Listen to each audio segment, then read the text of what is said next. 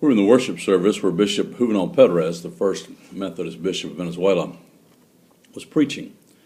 Juvenal is a graduate of the seminary along with his wife Nohele. The Methodist Church in Venezuela was formed by students in the seminary in the year 2007. He and Nohele were in the first graduating class in 2008. But he was preaching in the town where we go to church at Ondas de Paz. It was an evangelistic sermon, and the invitation was given, and several people came forward to receive Christ. One beautiful young lady, a young mother, came forward and began to have what we here might have called an epileptic seizure. She was on the floor thrashing violently.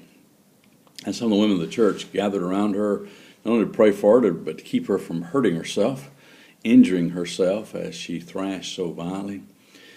Bishop Perez went over and extended his hand toward her to pray for her deliverance. Because as we soon discovered, she was possessed. Now, I know that's upsetting to Americans to hear me use that term, and you think of spinning heads and spewing pea soup. But she was possessed. You see, she had been given to Satan as a child.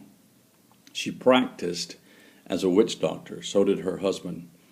They had been doing this as long as they'd been adults and as long as they'd been married. And she'd come to church because she felt loved by the people in that congregation who had invited her to come. And when she came, she heard for the first time, with a way she could respond, the gospel of Jesus Christ. And she responded to the gospel. But the demonic presence in her would not let her go. And it was a violent warfare that we saw being waged in this woman's life. It went on for probably 45 minutes. She began to scream, "Into the street, into the street, into the street." And they would not release her. We saw the transformation that occurred in the moment that this demonic presence came out of her.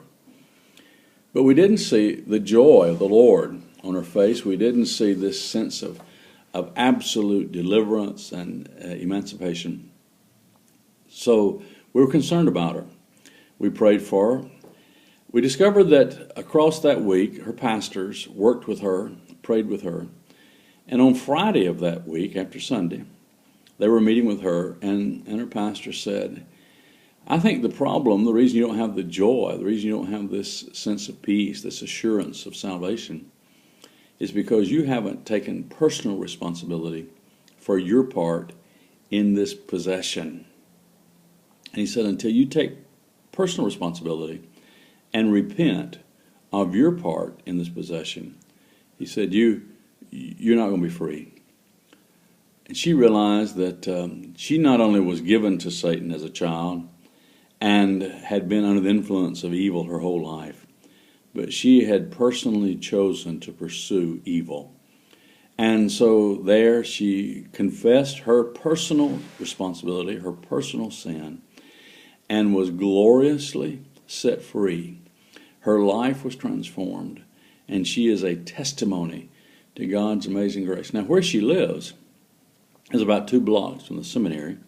The whole square block where she lives is made up of witch doctors. People come there from all over the nation to consult with witch doctors.